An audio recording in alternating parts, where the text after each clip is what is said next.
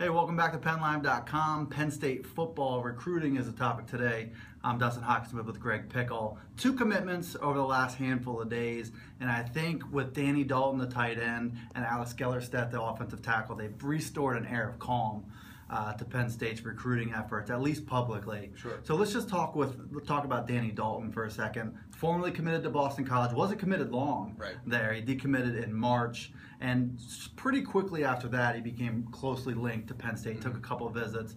6'5", 230 pounds, 4 stars from 24/7 Sports, 3 stars from ESPN Scout and Rivals.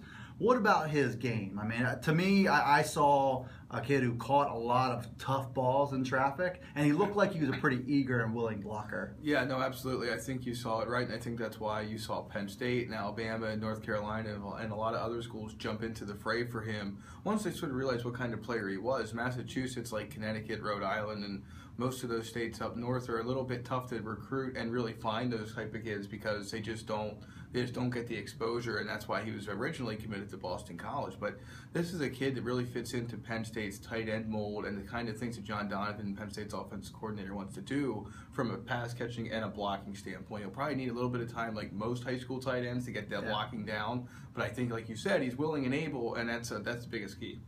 And now you add him to Nick Bowers in the 2015 class, Jonathan Holland in the 2015 class, who we both kind of think that Holland will end up switching sides. But the tight end position is kind of underrated area of need when you take into consideration Adam Brenneman, the injury history, Wilkerson, the injury history.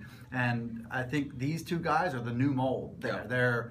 They're bigger guys. They're not necessarily dynamic athletes, but guys who are willing to put their hand in the dirt. Yeah, absolutely. I think at the end of the day, you'll see Penn State keep recruiting guys like this. And Kerry Angeline is another kid they're really recruiting hard. Luke Farrell out of Ohio is a tight end they're looking at. Nazir Upshur out of Philly. All three of these guys, plus Dalton, are in that vein. They're able to go out and make plays down the field and stretch the field for you, but they can also block.